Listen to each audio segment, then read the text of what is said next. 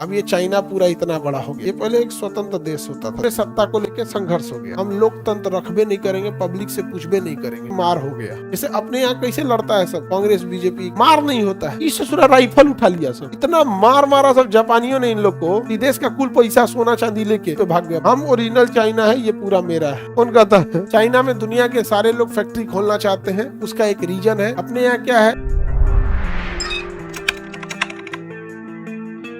ये देखिए ये चाइना है, ये चाइना है, और चाइना के इधर है तिब्बत। ये पहले एक स्वतंत्र देश होता था तिब्बत, बाद में चाइना ने इसे मिला लिया। तो चाइना की क्रांति के जनक थे sun yat-sen। कौन थे? sun yat-sen। तो चीन की क्रांति के जनक, चीन की क्रांति 1911, चीन की क्रांति 1900, कौन थे इसकी क्रांति के जनक? sun yat-sen 1911, sun yat-sen, ठीक है, sun yat-sen। लेकिन बहुत ही जल्दी इनकी भी क्या हो गई, मृत्यु हो गई, बहुत जल्दी मृत्यु हो गई। 1911 में तो क्रांति चालू की है, उसके 2-4 साल बाद इनकी क्या हो गई, मृत्यु हो जाती है। अब इनकी मृत्यु के बाद चाइना को कंट्रोल कौन करेगा? चाइना को कंट्रोल करने के लिए अलग अलग चीजें आई। तो चाइना को कंट्रोल जब करने की बात हुई तो दुनिया में जो लड़ाइयां हुई, जैसे भारत में भी दिखेगा, इस राजा को मार के दूसरा राजा आया, उसको मार के दूसरा राजा आया। तो यहाँ पे दो पार्टियों की मेनली दबदबा थी। एक थी कम्युनिस्ट पार्टी, क्या थी? Communist party. कौन सी पार्टी थी? Communist party. इसके नेता थे माओ त्से-तुंग, माओ त्से-तुंग। इसके पार्टी के नेता कौन थे? माओ त्से-तुंग। और एक थी क्वेमेंटांग पार्टी, क्वेमिंटांग पार्टी। क्वेमेंटांग पार्टी के नेता थे चियांग काई शेक। अब इन दोनों के बीच में सत्ता को लेकर संघर्ष हो गया। कम्युनिस्ट पार्टी के नेता माओ का कहना था कि जितना ज्यादा लोग रहेंगे उतना दिमाग देंगे, उतना परेशान करेंगे, हम लोकतंत्र रखबे नहीं करेंगे, पब्लिक से पूछबे नहीं करेंगे, पब्लिक के बीच में हम अपने से बिना इलेक्शन के चुन लेंगे और पॉलिसी बनाएंगे यहाँ पे। और इसका कहना था नहीं, लोकतंत्र होनी चाहिए, डेमोक्रेसी होनी चाहिए, हम इसको नहीं मानते हैं, कम्युनिस्ट को नहीं मानते हैं। तो दोनों के बीच में बवाल हो गया। क्वेमेंटांग पार्टी के नेता चियांग काई शेक चाहते थे क्या हो, डेमोक्रेसी हो, और कम्युनिस्ट पार्टी के माओ चाहते थे क्या हो, कम्युनिस्ट हो। पब्लिक से क्या पूछेंगे? पब्लिक से पूछेंगे, वो कहेगा पेड़ काटो, वो कहेगा नहीं काटो, वो कहेगा शाकाहारी ठीक है, वो कहेगा मांसाहारी ठीक है, वो कहेगा रात को खाना नहीं खाना चाहिए। नहीं समझ में गया? देर पूछोगे बवाल हो जाएगा यहाँ पे। अब बिना मतलब का ये सब पूछ पाछ नहीं करेंगे हम। दोनों के बीच में ये कहा सुनी के चक्कर में मार हो गया। जैसे अपने यहाँ कैसे लड़ता है सब, कांग्रेस बीजेपी, लेकिन कम से कम मार नहीं करता है सब, खाली ते देश बेच दिया, ते ही बेच दिया, तू कर ते ही बेच दिया, नहीं समझा? सब को गरियाते रहता है, इधर का उधर, इधर का उधर, नहीं समझा गया? आपस में लड़ता है सब, लेकिन मार नहीं होता है। इस ससुरा राइफल उठा लिया सब। ये क्या उठा लिया सब? अग्रि युद्ध हो गया, राइफल उठा लिया सब, पार्टी की लड़ाई में गृह युद्ध हो गया। इसमें कूद गया जापान, कि क्या लड़ रहा है तुम यहाँ पे, सब हमको दे दो। जापान कब्जा कर लिया, जापान ही मंचूरिया को क्या कर लिया, कब्जा कर लिया, क्योंकि चाइना का इधर ही खेती का एरिया, ये सब कोनो काम का नहीं चाइना में। इतना मार मारा जापान ना, सबसे खराब बिहेवियर जापानियों का था, बहुत बुरा मारते थे सब, मतलब बांध देते थे सब, कुत्ता को दे देते थे खाने के, जिंदा दीवार में चुनवा देते थे। सबसे खराब बिहेवियर किसका था? जापानियों। इतना खराब बिहेवियर जिसका कोई हद नहीं जापानियों। मतलब कोई चाइना में चाइनीज भाषा बोल देता था उसको मार देते, चाइना में घुस के चाइनीज भाषा को मार देंगे सब। इतना खराब बिहेवियर था जापानियों का, इतना क्रूर और खराब बिहेवियर जिसका कोई हद नहीं। जापानियों को आज सीधा समझ रहे हैं, पर्ल हार्बर पे जाके मारा है तो अमेरिका को बिना कुछ कहले। अमेरिका कुछ नहीं बोला था, कुछ नहीं बोला था, जाके मार दिया सब। कहा था कि तुम इतना डेवलपमेंट क्यों कर रहा है? इतना मार मारा सब जापानियों ने इन लोग को मंचूरिया पे कि क्वेमेंटांग पार्टी कम्युनिस्ट पार्टी संयुक्त हो गए, कही कि पहले जापानियों से लड़ते हैं वरना हम रहेंगे ही नहीं। अब ये लोग को जापानियों से लड़ने का मौका मिला ही नहीं, जापान के ऊपर हो गया परमाणु बम और जापान सरेंडर कर दिया। ये लोग एक्चुअल में कभी जापान से लड़ ही नहीं पाए, लेकिन इनके अंदर वो गुस्सा है। जैसे जलियांवाला बाग हत्याकांड हो, अंग्रेज अपने से चले जाते थे तो हम लोग को उतना लगता है कि आज भी मारेंगे, लेकिन इतना ना हम लोग ने लड़ाई लड़ा है कि ऐसा लगने लगता है कि नहीं हम लोग मार के भगाए, नहीं समझे? लेकिन चाइनीजों को लगता है कि हमने उससे बदला ही नहीं लिया। इसलिए आज भी चाइनीजों को देखें, वो जापान से हमेशा नफरत करते हैं, जापान से। तो यहाँ से कौन चला गया? जापान चला गया। और इस बीच कम्युनिस्ट पार्टी के माओ ने बहुत गद्दारी किया, अचानक से युद्ध थोप दिया किसके ऊपर? क्वेमेंटांग पार्टी के ऊपर। जब ये संयुक्त हुए थे, गठबंधन की सरकार बनाए थे, तो कुछ मंत्रालय इनके पास था, कुछ मंत्रालय इनके पास था। तो वित्त मंत्रालय किसके पास था? क्वेमेंटांग पार्टी का। तो देश का कुल पैसा सोना चांदी लेके एक छोटा से द्वीप पे भाग गया, फार्मूसा द्वीप पे। किस द्वीप पे भाग गए? फार्मूसा द्वीप पर। फार्मूसा द्वीप पे, जिसको आज क्या कहते हैं? ताइवान। तो ताइवान किसका है? क्वेमेंटांग पार्टी वाले चियांग काई शेक का, समझ गया? और पूरे पे कब्जा हो गया किसका? कम्युनिस्ट पार्टी के माओ सेतुंग का। किसका हो गया? माओ का। किसका कब्जा हो गया? माओ का। तो बताइए अभी वर्तमान में चाइना में किस पार्टी का सरकार है? कम्युनिस्ट पार्टी का। कम्युनिस्ट पार्टी के जनक किसे कहेंगे चाइना में? माओ सेतुंग। क्या नाम था? माओ सेतुंग। माओ सेतुंग। अब ये चाइना पूरा इतना बड़ा हो गया और चाइना यहाँ पे कम्युनिस्ट पार्टी है और यहाँ सरकार किसने बनाया? माओ ने। शॉर्टकट में क्या कहते हैं? माओ। अब पार्टी कम्युनिस्ट पार्टी। कौन सी पार्टी? कम्युनिस्ट। ये चला गया ताइवान में कौन सा? Kuomintang party. अब ये माओ कहता है कि तुम वापस आओ, हमारा हो, वापस आओ, हमारा हो। अब सुनिए, जानते ताइवान क्या कहता है? हम ओरिजिनल चाइना है, ये पूरा मेरा है। कौन कहता है?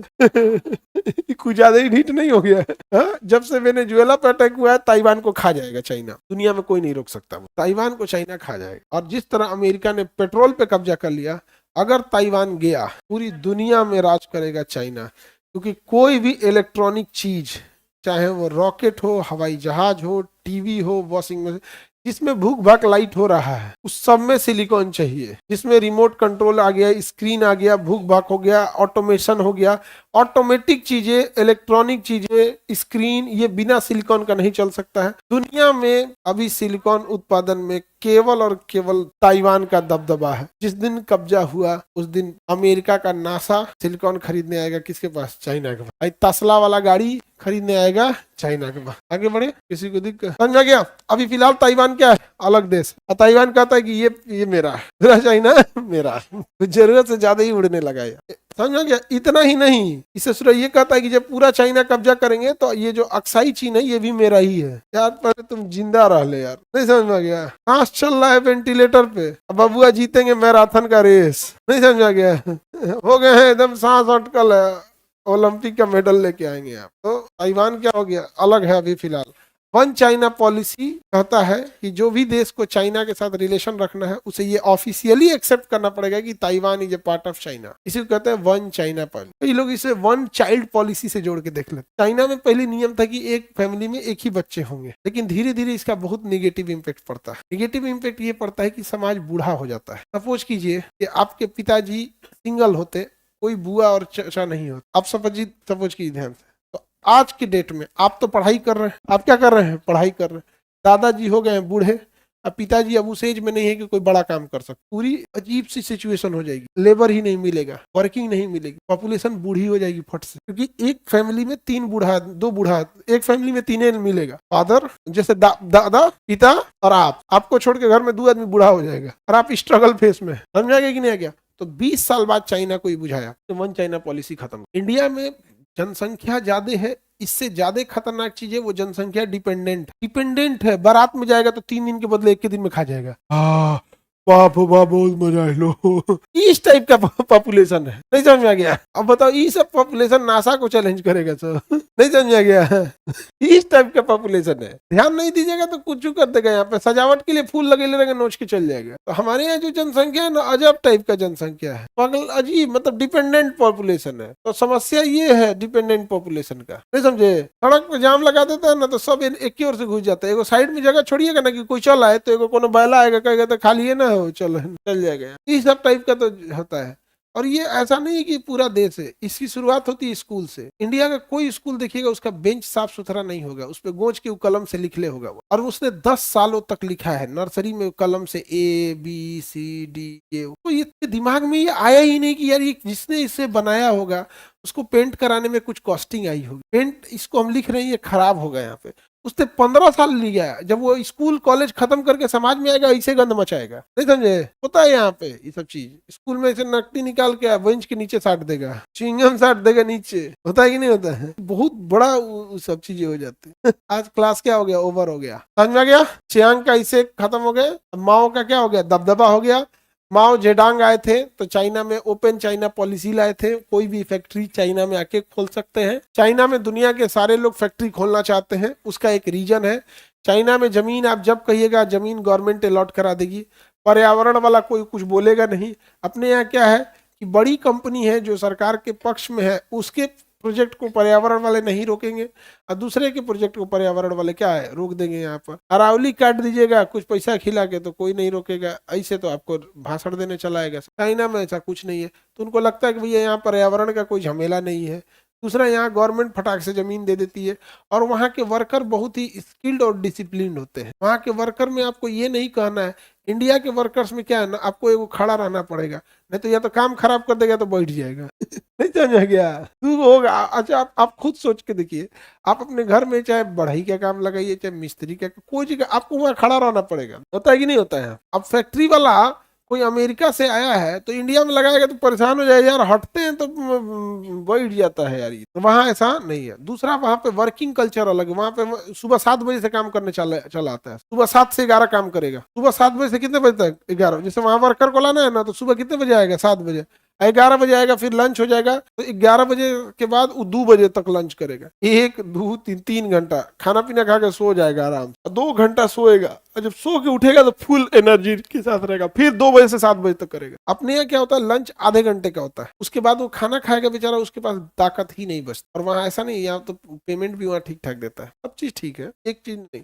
पर इंडिया में अभी भी आप गौर करके देखेंगे तो जनसंख्या सबसे खतरनाक वही हो जाती है जब आप डिपेंडेंट सरकारी बस में बैठेगा तो सीट को कलम डाल के फाड़ देगा। हम उस देश में रहते हैं जहाँ ट्रेन में टॉयलेट में जो लोटा रखा है उसको जंजीर से बांध के रखा, नहीं तो कोनो लेके चल जाएगा। आप सोचो, जनसंख्या से प्रॉब्लम है, हाँ? कुछ उठा के लेके चल जाएगा। हम बता रहे ना, हम अपने कुत्ता को सोने के लिए बोरा बिछाए सड़क पे, उठा के लेके चल गया, क्या तो हम अपने भैंस को उड़ाएंगे। अरे यार, कुत्ता का नहीं छोड़ा वो बोरा यहाँ पे। पिछले ठंडी में हम अपने कुत्ता को हमारा कोई ये वाला कोई अंग्रेजी कुत्ता नहीं है, इस सड़क छाप वाला है, तो उसको हम क्या किए ना, इनर खरीद के पहनवा दिए थे। और कुत्ता सबका अलग आता है, थोड़ा सा बढ़िया आता है, दोनों खोल के लेके चल गया। कुत्ता का कपड़ा खोल दिया, हाँ अपने कुत्ता के लिए लेके चल गया होगा, कुछ कर दीजिएगा। तो ये बड़ी समस्या है। अच्छा, सबसे बड़ा प्रॉब्लम क्या होता है ना, उसको पता नहीं चलता है कि गलत कर रहा है। आप देखिएगा, ट्रेन में अगर पॉकेट मारेगा और पकड़ के पीटिएगा तो कहेगा गरीब आदमी है, मत मारिए। भाई तू गरीब है इसलिए नहीं पिटा रहा है, तू पॉकेट मारा था इसलिए पिटा रहा है। गरीबी को ढाल की तरह यूज करेगा, दोनों गलत काम करेगा, पुलिस भी मत मारिए हम गरीब आदमी है। ये क्या है भाई? तुम्हें कोई गरीब होने के नाते थोड़ी पीट रहा है, तुम क्राइम करेगा, 50,000 रुपया लेके किसी को गोली मार देगा।